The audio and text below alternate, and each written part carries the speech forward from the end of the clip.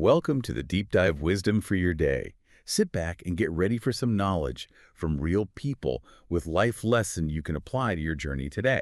Mm-hmm. So, to kick things off, I want you to picture a 9-year-old boy. His name is Sebastian. Right. And he sits down with his parents one day and tells them with just, complete childhood earnestness that he has a superpower. I love that. A superpower. Yeah. And his superpower, he said, was the ability to make friends. Wow. And the thing is, on the absolute worst, just most devastating day of his family's life, after a horrific 70-mile-per-hour car collision, that exact superpower was activated one last time. Yeah. He made his final 3 friends by literally saving their lives.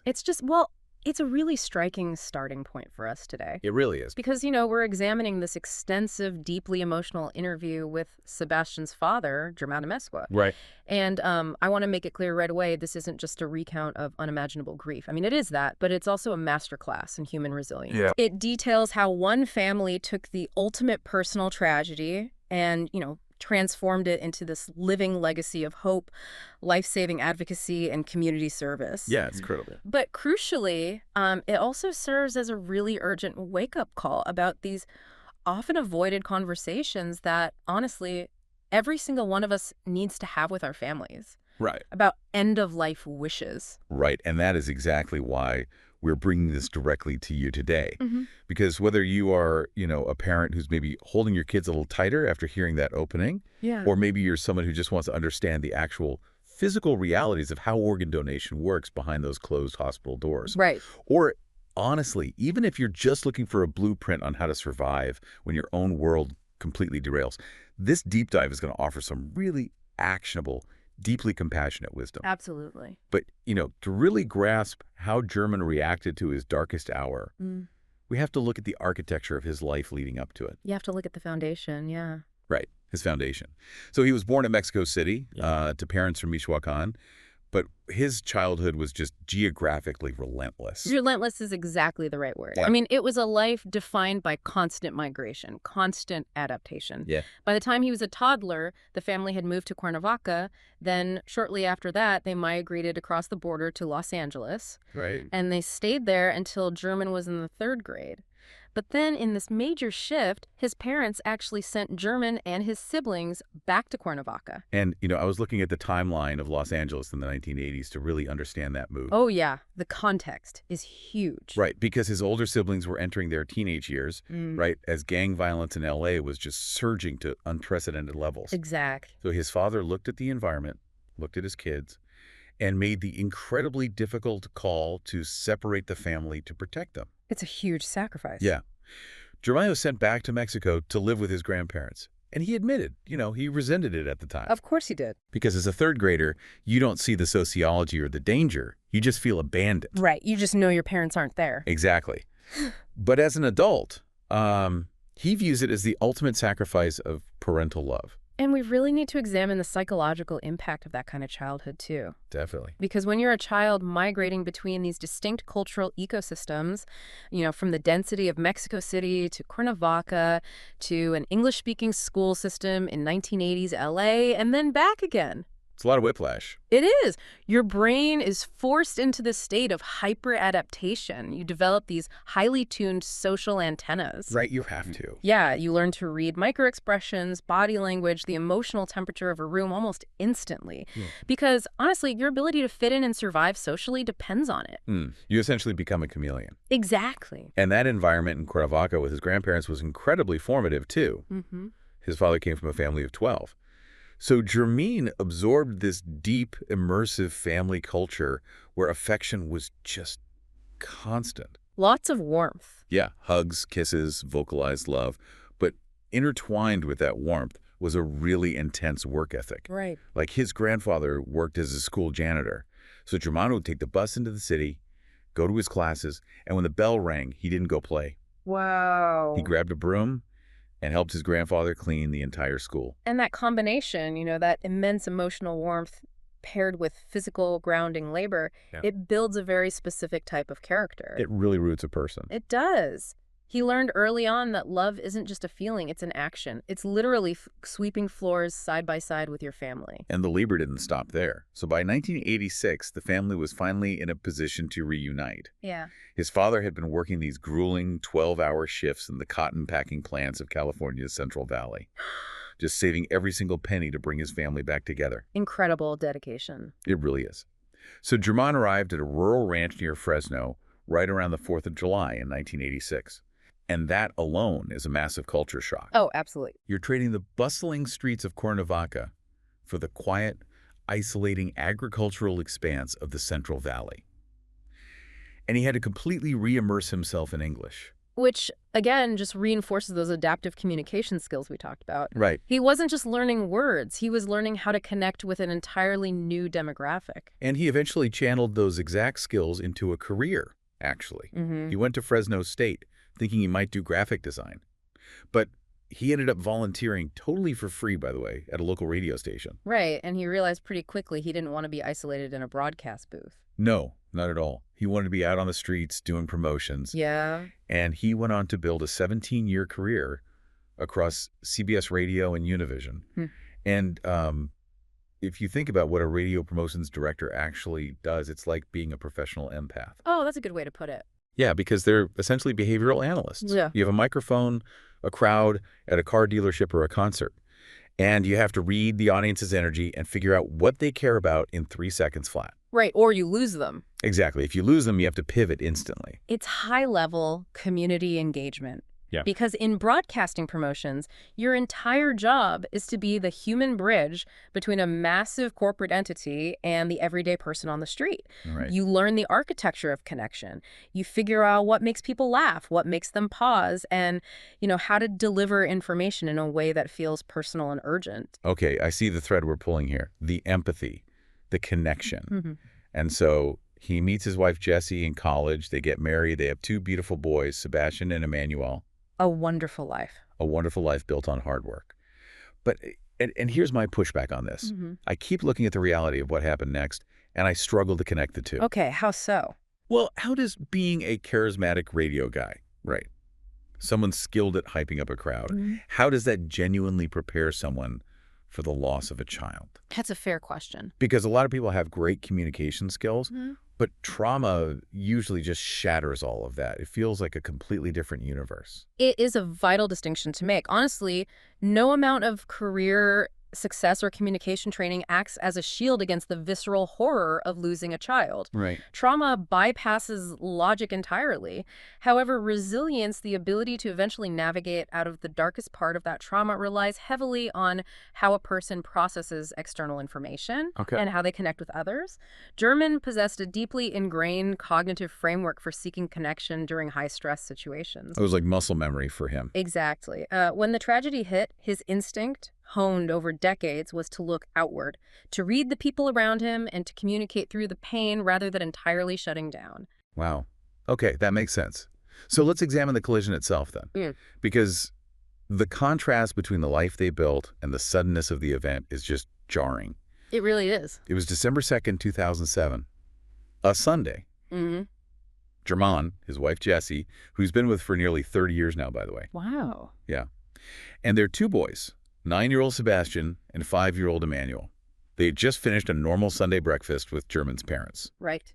And they were driving to downtown Fresno to a cathedral because Sebastian was preparing for his first communion. Yeah. Just a totally serene family weekend morning. And in a fraction of a second, the physics of a nightmare take over. Yeah. They were driving through the intersection of Ashlan and West avenues, and a 15-year-old driver ran a red light, traveling at over 70 miles per hour. Oh, my gosh. And when a vehicle traveling at that speed strikes the side of another car, T-bone collision, the kinetic energy transfer is catastrophic. I can't even imagine. The human body and the vehicle itself simply aren't designed to withstand lateral forces of that magnitude. And the impact was so violent, it pushed Germán's family car completely off the roadway and down into a nearby canal. Right.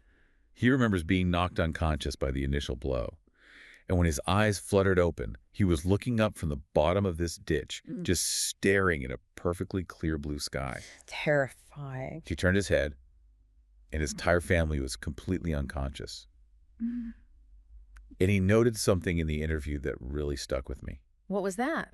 He said there was very little blood, which sounds like a good thing, but as a parent, if you see a cut, you know what to fix. Right. But when everyone is just still, you have no idea what internal damage has been done. You don't know who is alive. And in that moment of absolute vulnerability, trapped in a canal, we see a stark demonstration of the extreme dualities of human behavior. Oh, yes, the bystanders. 2 bystanders approach the wreckage. Right. One person scrambles down, Yeah. ostensibly to help, and they act like they're calling 911 for the family. Mm-hmm. But instead, they literally use the chaos to steal Germán's cell phone right out of his hand and run away. Unbelievable. The utter depravity of robbing a bleeding father trapped with his unconscious children. It's hard to even process. It is the darkest side of opportunistic survival behavior, but it was immediately countered by the brightest. Yes, thankfully. The first vehicle stopped at the red light going south happened to be an off-duty police officer in his personal car. Wow. And she didn't hesitate. He rushed down into the canal. And Germán specifically remembers the physical sensation of a comforting hand gripping his shoulder. Oh, man. That officer helped extract the family from the crushed vehicle, and Germán credits that specific physical touch with tethering his sanity to the real world in that moment. That human connection again. Exactly. But the hospital is where the invisible damage became agonizingly clear. Right. Jessie, his wife, had absorbed massive skeletal trauma. Her shoulders and pelvis were broken. Yeah. The doctors told Germán that if the emergency responders had applied her neck brace even a millimeter differently during extraction, the spinal cord compression would have paralyzed or killed her. It was that close. But the neurological trauma she sustained led to something I had to read 3 times to actually believe. The foreign accent syndrome. Yes. She developed a condition called foreign accent syndrome. Mm-hmm. Have you ever encountered this in your research? Yes, and it is an exceedingly rare neurological phenomenon. I mean, how does that even happen? Well, to understand it, we have to look at how speech is generated. It isn't just about knowing words, right? It requires incredibly precise coordination of the jaw, tongue, larynx, and vocal cords. And all of that is entirely managed by the brain's motor cortex and language centers like Broca's area. Okay, so it's a mechanical issue. Mostly, yes. When a traumatic brain injury damages the specific neural pathways controlling the timing and intonation of speech, what linguists call prosody, the patient's vowels and consonants lengthen or shift. Oh, wow. So they aren't actually suddenly fluent in a new dialect? No, not as Their much. brain is just misfiring the mechanical instructions for their native language, and our ears interpret those misfires as an accent? Precisely. Germán noted that Jessie suddenly sounded as though she had a British accent. That is wild. And sometimes a Spanish accent specific to Madrid. Wow. It is a startling reminder of the brain's fragility. The slightest bruising to the wrong millimeter of tissue completely alters how a person interacts with the world. Yeah. And their youngest, 5-year-old Emmanuel, survived with a fractured femur. Mm-hmm. But Sebastian, the 9-year-old, took the brunt of the kinetic energy to his head. Yeah. At the hospital, the medical team confirmed Sebastian had been completely deprived of oxygen. By the following day, they declared him brain dead. Devastating. And what really stood out to me in the source material is how Germán recounts this. Mm-hmm. He speaks with this measured, almost serene tone about the moment a doctor tells him his son is gone. He leans heavily on that philosophy that it's not what happens to you, but how you react to it. And while that is an empowering philosophy, we really must recognize that the calm demeanor you hear in the interview is the product of over a decade of grueling, agonizing psychological labor. Oh, for sure. It wasn't instant. No. Trauma isolates the brain. It traps a person in a fight-or-flight sympathetic nervous system loop. He was not calm on day 1. Right. But to truly understand what Germán was reacting to, we need to decode the medical reality of what the doctors were telling him. Okay. Because brain death is the term that causes massive, often tragic confusion for families in the ICU. I'm so glad you brought that up. Yeah. Because honestly, I always thought brain dead just meant like an incredibly deep coma. A lot of people think that. Right. A state where you're unconscious, but your body is still fundamentally alive. Right. But looking at the medical reality, it's a structural, physical point of no return, isn't it? It is a critical distinction. Think about the human skull. Okay. It is essentially a closed, rigid bone box. When the brain experiences a massive deceleration trauma, like a 70-mile-per-hour impact, it reacts exactly the same way a sprained ankle reacts. It swells up. Exactly. It swells. It floods with fluid as part of the inflammatory response. But wait, an ankle can puff outward under the skin? The Yeah. brain is trapped inside the bun. Exactly. The brain has nowhere to expand. So as the tissue swells against the inside of the skull, the pressure inside the head, the intracranial pressure, spikes exponentially. Oh, wow. Eventually, that internal pressure becomes greater than the systolic blood pressure trying to pump fresh blood up from the heart through the carotid arteries. Wait, meaning the heart is beating, but the blood literally hits a pressure wall and cannot enter the brain. Yes. The blood flow is entirely choked off. Zero blood means zero oxygen. Oh my gosh. And without oxygen, the neurons die rapidly. As the pressure continues to build with nowhere to go, the swelling brain tissue is physically crushed downward through the only exit available, Which is where? the foramen magnum, the small opening at the base of the skull where the spinal cord attaches. This herniation crushes the brainstem, which controls all autonomic functions. Okay. Once that tissue dies, there is no medical, scientific, or spiritual way to reverse it. It is clinical, biological death. Even if they are hooked up to machines. Yes. Even if a mechanical ventilator is forcing the lungs to inflate and drugs are artificially stimulating the heart muscle, the person is gone. That is just, it's brutal. That was the devastating reality Germán and Jesse had to accept. Which transitions us from the chaos of the crash to the clinical quiet of the hospital's fifth-floor family room. Right. Germán is standing there with his brother. They're basically inside a living nightmare. And into this room walks Esther Padilla. A well-known local figure working with the organ procurement organization. Right. And she approaches this shattered father and introduces the option of organ donation. Now, I have to pause here because I was thinking about this. If you are a parent whose brain is flooded with cortisol and shock, how do you even process a stranger asking for your child's organs? It's unimaginably hard. What psychological mechanism allows a family to say yes in that specific darkest moment? Well, it requires an immense counterintuitive leap of empathy. In cases of sudden traumatic loss, a family is stripped of all agency. They couldn't hit the brakes. They couldn't fix the swelling. They are completely powerless. Right. They're just victims of physics. Exactly. So the request for organ donation, while initially jarring, often introduces the only sliver of control available in the room. Oh, I see.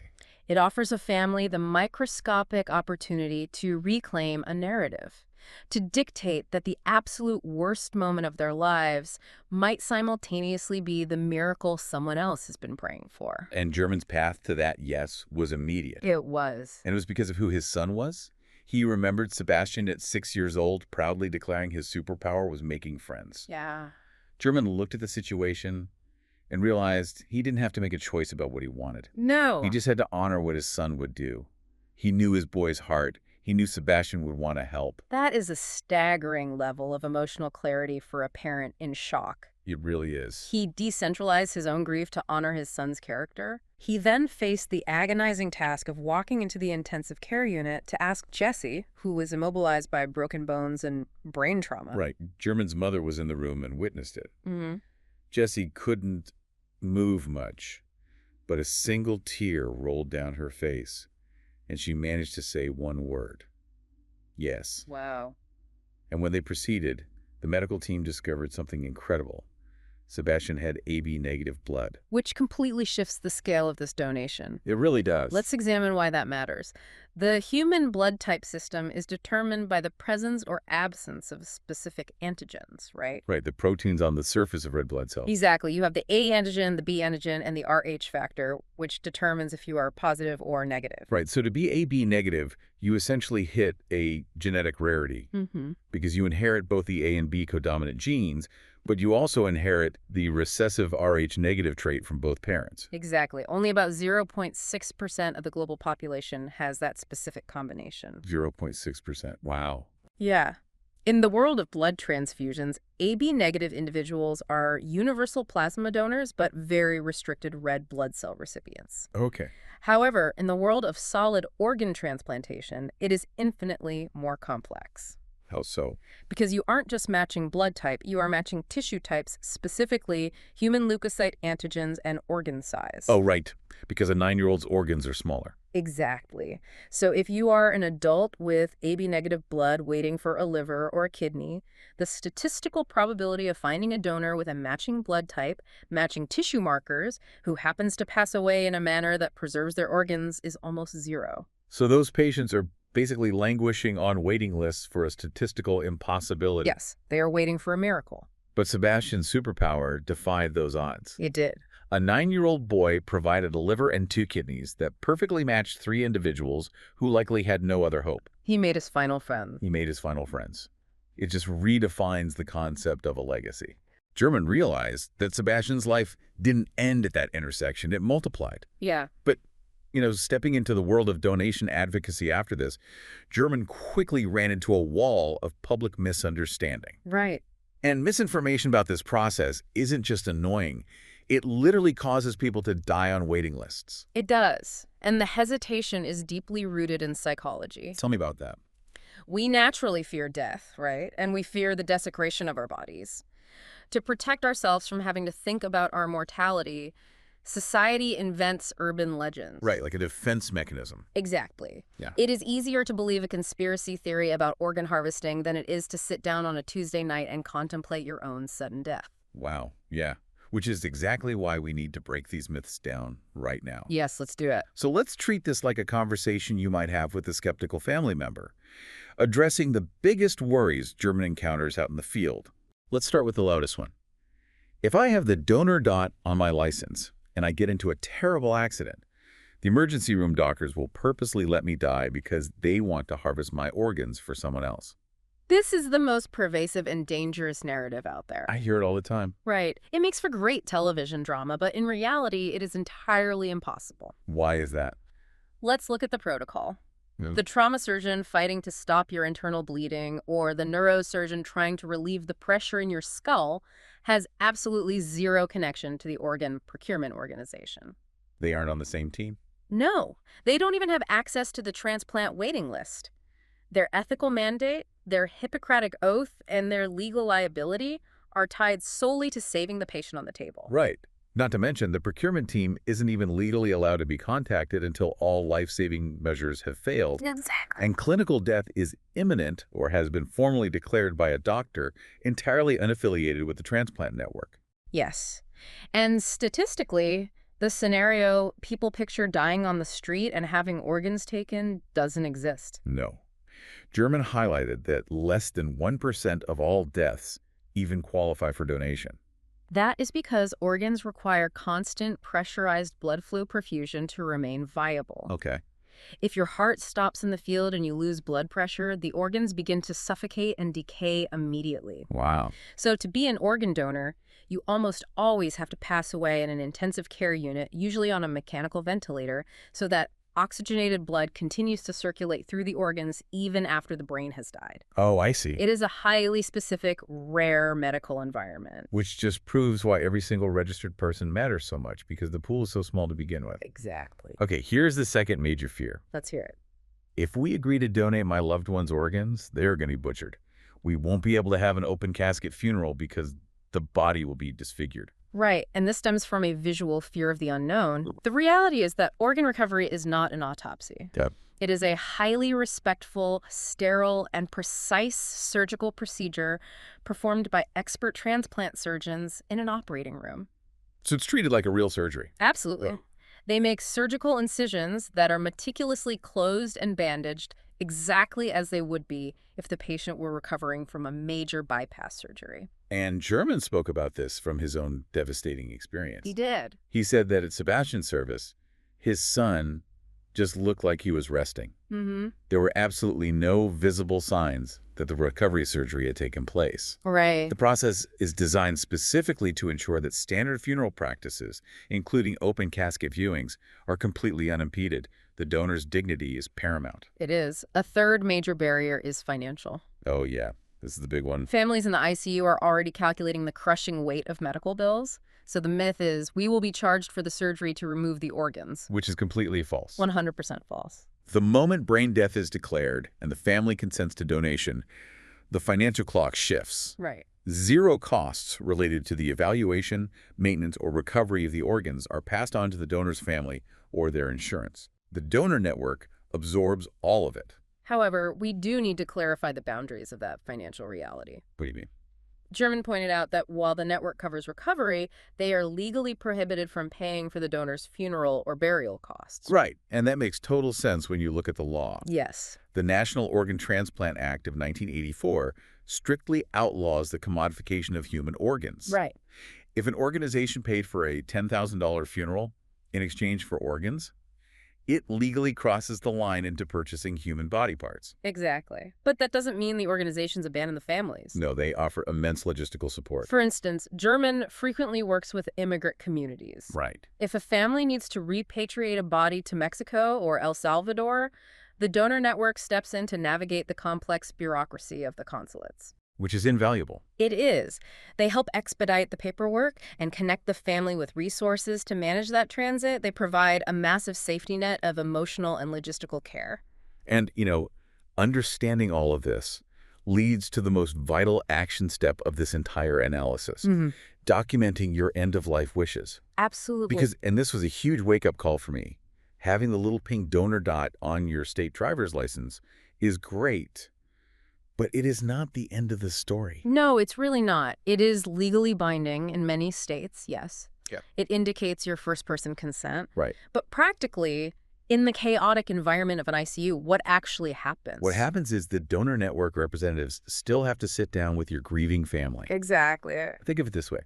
Having the pink dot on your license but never telling your family is like putting your last will and testament inside a heavy safe, but never giving your spouse the combination. Oh, that's a perfect analogy. Because the legal document is in there, but in the blind panic of the worst day of their lives, they can't access it. Right. If a family is completely blindsided by the donation request, and they strongly oppose it out of shock or cultural fear, it creates a massive traumatic conflict in the hospital. And that's why the conversation is so important.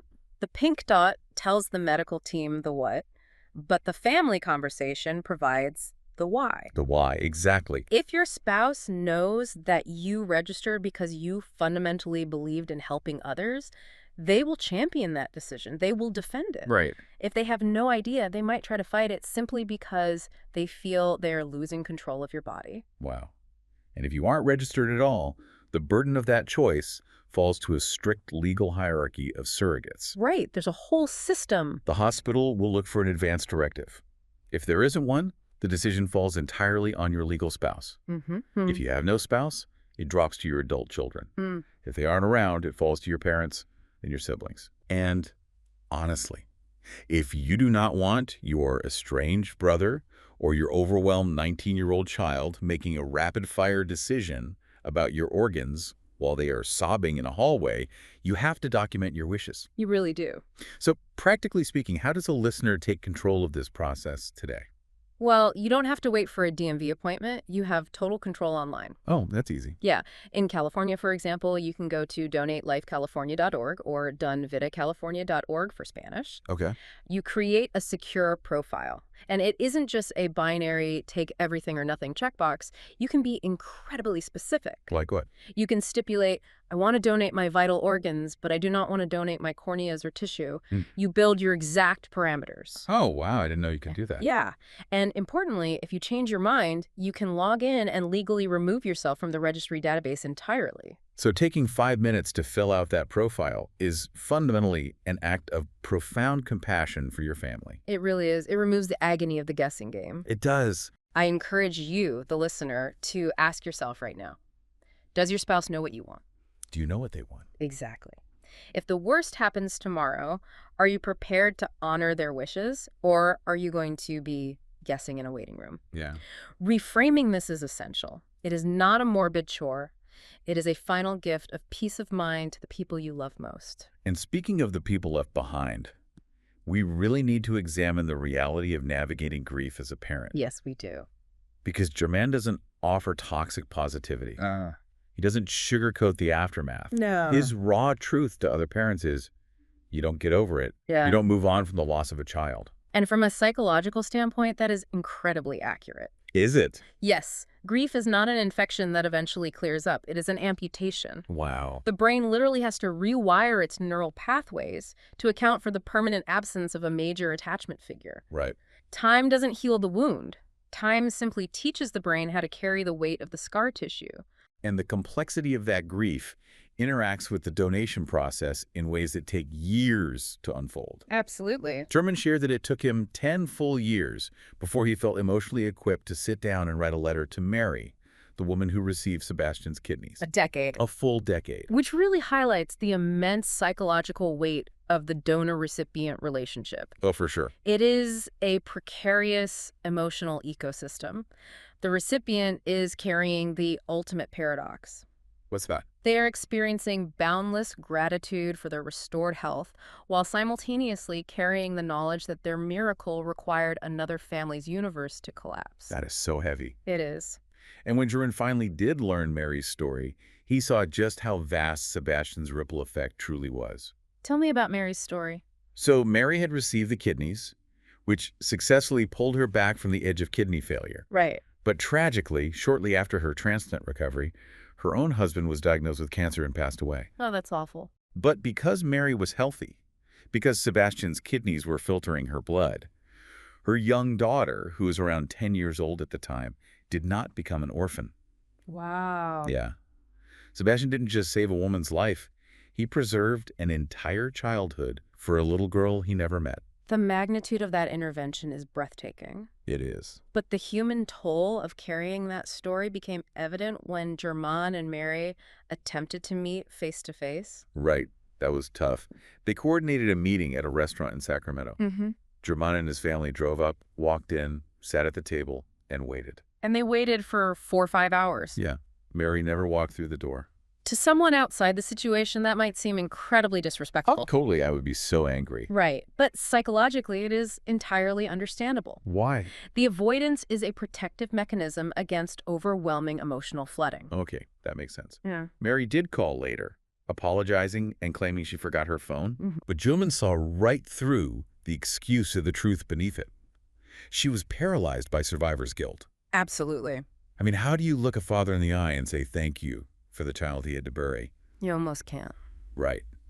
But Germán's reaction to being stood up was pure, unadulterated grace. He wasn't angry. That's incredible. He actually advises other donor families that recipients must be allowed to heal at their own pace. He truly understands the psychological burden they carry. So for someone listening right now who is trapped in the center of their own grief, what is the operational takeaway? Yeah, how do you handle it? How do you function when the cortisol loop is running continuously and the pain feels unsurvivable? Well, Germán's advice is to look for proof of survival in others. Okay. When he sits in hospital family rooms now, counseling parents whose lives have just shattered, he looks at them directly in the eye and says, I stood exactly where you are standing. Wow. The floor just fell out beneath you. It won't be easy. It will be the hardest thing you ever endure, but you will be okay. That is so powerful. He literally uses his physical presence as empirical evidence that the human spirit can absorb catastrophic damage and still function. Which really brings us to the evolution of his career. Right? He spent nearly 17 years at Univision, enjoying a stable, successful trajectory. But in 2018, that chapter abruptly ended. He was let go. Which is scary. But notice how the universe catches people who put good into it. Oh, definitely. He had spent years volunteering as an ambassador for the donor network on his own time, just telling Sebastian's story. Shortly after losing his job, he was speaking at an event, and the CEO of Donor Network West pulled him aside. Oh, wow. Yeah, and he asked Germán if he would be willing to do this professionally, to walk into intensive care units and speak directly to families facing the exact nightmare he lived through. He said yes, and the door to a new vocation swung wide open. I did. He has been doing this professional advocacy for over 7.5 years now. His territory is massive, stretching from San Luis Obispo in Central California all the way up to Oregon and across northern Nevada. That's a huge area. It is, and there is a deep poetic symmetry to this path. How so? Think about his early years. Learning to read crowds, adjusting his tone, figuring out how to build immediate trust during radio remotes. Right. The empathy training. Exactly. It was essentially a decades-long training program for a job where his communication skills literally dictate life and death. I kept thinking, it's like he spent his entire life training for a brutal marathon he never wanted to enter. Yeah. But when the starting gun fired on that terrible Sunday morning, he possessed the exact emotional endurance and empathic vocabulary required to carry himself and eventually hundreds of others across the finish line. That's beautifully said. And he amplifies that reach through community rituals, too. Yeah, Team Sebas. Right. Germán's family established Team Sebas, a group that turns out for a 5K walk and run every September at Woodward Park in Fresno. It's a great event. They wear custom shirts printed with Sebastian's photo. And these rituals are crucial for processing grief. Why are they so crucial? They serve a dual purpose. Physically moving the body helps discharge the somatic tension of grief. Okay, the physical side. Right. And the event raises funds to actively dismantle the organ donation myths we discussed earlier. It keeps a 9-year-old boy's memory vibrantly, actively alive in the community. But, I want to zoom in on the quiet moments. Okay. Because the 5K is a grand gesture, right? But life is lived in the minutia. How does Germán actually get out of bed on a random Tuesday? What are his daily coping strategies? Exactly. He has a rule that completely anchors him. Be a good person, help one person a day. Notice how granular and achievable that is. Right. True resilience isn't sustained by sweeping, world-changing declarations. It is sustained by micro-actions. Exactly. Micro-actions. He yields the right-of-way in heavy traffic. He pays for the breakfast of the person behind him in the drive-thru. He makes a point to say good morning to absolute strangers. I love that. He specifically noted that in the U.S., we have a habit of walking past each other with our heads down, actively avoiding eye contact. Yeah. We really do. But in Mexico, you walk into a crowded restaurant and say, provecho, enjoy your meal to people you don't even know. Oh, wow. He actively tries to bring that microculture of acknowledgement into his daily life. He wants people to feel seen. We can look at the neurobiology of why this actually works. Oh, let's hear it. Grief wants you to retreat. It isolates you, convincing your brain that you are under threat and entirely alone. Right. By forcing himself to extend a simple greeting or pay for a coffee, Germán is manually engaging his vagus nerve and his social engagement system. Okay, what does that do? These microinteractions trigger small releases of oxytocin, which chemically counters the stress hormones flooding his system. Wow, so he's actually chemically healing himself. Yes. He is rebuilding the connective tissue of his community and his own nervous system thread by thread. That is fascinating. He also aggressively refuses to let grief permanently steal his joy. Good for him. He makes a conscious effort to keep his inner child alive. He pointed out that his own birthday actually falls on Día del Niño Children's Day in Mexico. Oh, that's perfect. Yeah. He uses that as a mandate to remember to play, to laugh out loud, to genuinely enjoy the texture of life despite knowing intimately how cruel it can be. He even extracts wisdom from modern pop culture to reinforce this. I love this detail. He cited a track by the artist Bad Bunny. Yeah. And the song deals explicitly with grief and the agonizing regret of, I should have taken more photos. Right. Germán's plea to you, listening right now, is incredibly direct. Take the photos. Document the joy. Yeah. Stop waiting for the perfect moment. It's so true. Live intensely in the present, because his family is proof that you genuinely never know when the timeline abruptly runs out. And despite the permanent shadow of losing Sebastian, his ultimate source of pride is his surviving son, Emmanuel. Yeah. The 5-year-old boy who suffered a fractured femur in the canal is now a fully grown man. It's amazing. He is a college graduate who finished his degree debt-free. He is a well-adjusted adult successfully navigating the world. Germán and Jesse managed the nearly impossible task of raising a child with love and stability through the epicenter of immense trauma. They really did. Which brings us to the ultimate question of what we do with all of this information. Germán proved definitively that you cannot control what happens to you, but you maintain absolute sovereignty over how you react to it. If we can leave you with one final thought to examine today, it centers on the true definition of a living legacy. Okay. We are conditioned to think of a legacy as the static items we leave behind when we die. Right. The real estate, the bank accounts. Or even the donated organs themselves. Yeah. But Germán's story proves that a legacy is also how you actively reshape your remaining days to honor the essence of the ones you've lost. That is profound. Think about Sebastian.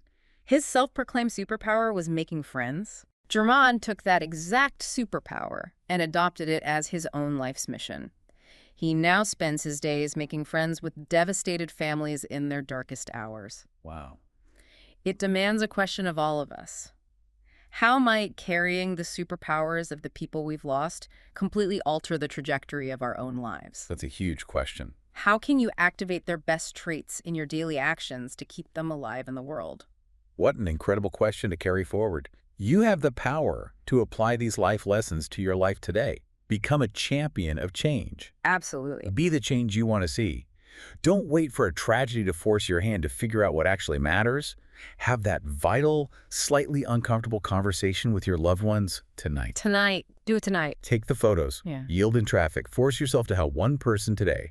And ensure the people around you know exactly what your wishes are. This has been the Deep Dive Wisdom for your day. Make sure to like, subscribe, and follow. Hey, hey. 2 de diciembre, frío en el canal de Fresno, hey. El carro flotando, el cielo azul de frente mirando. Y yo pensando, hey, yo pensando.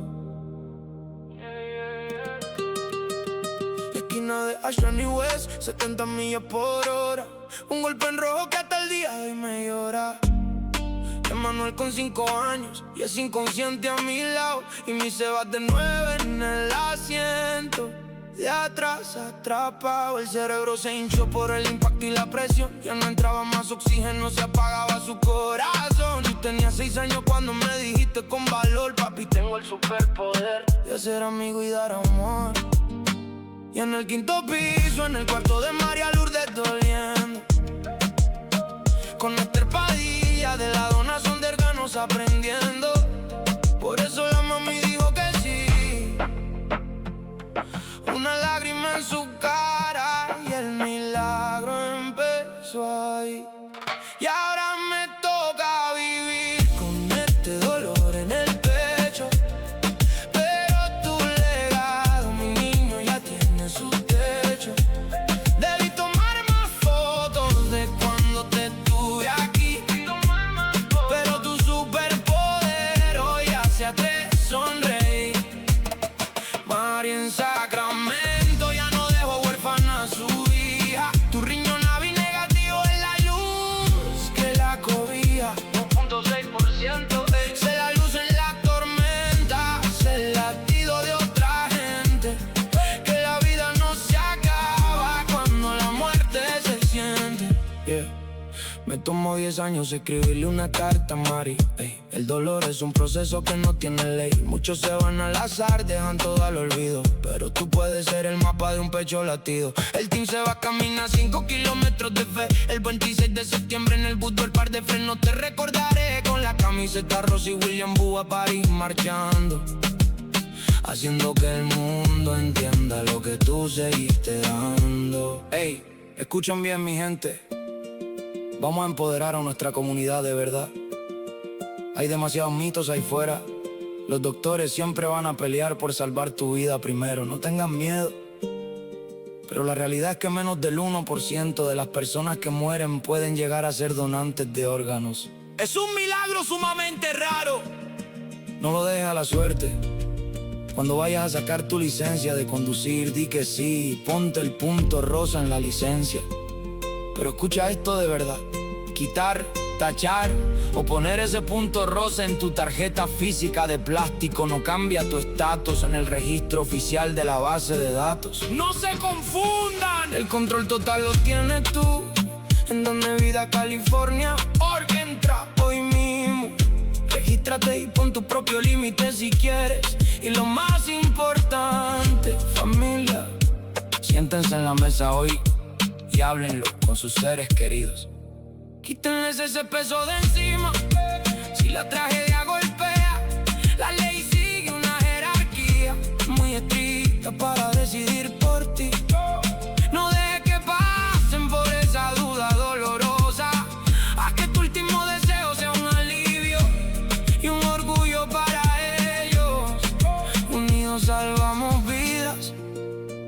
Para la verdad completa visita Sabiduría para tu día con Álvaro Martínez en Spotify o YouTube.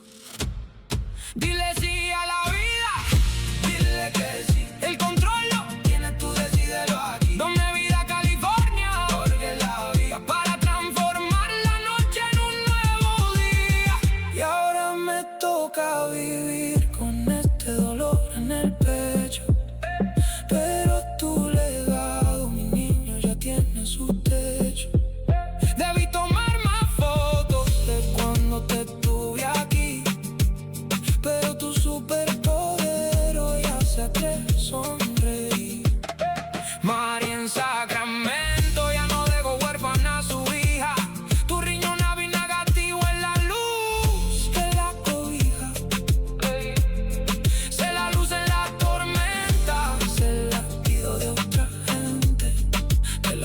mundo se acaba cuando la muerte se siente. Toma más fotos, abraza a tu gente. Sebastián, tu superpoder sigue latente. Dame vida, California, dile que sí.